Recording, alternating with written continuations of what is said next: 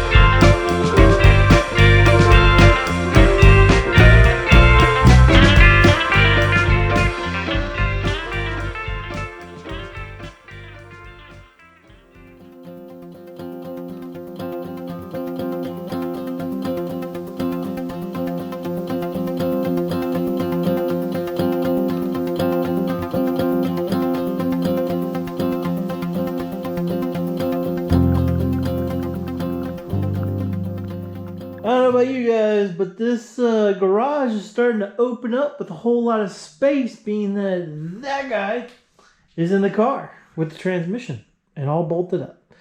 So what needs to happen now is, I don't know, lost it. Yeah, so stuff like the radiator needs to be put on the car, intake manifold, headers, the shifter. We gotta actually, we're just gonna weld the mounts back to that one.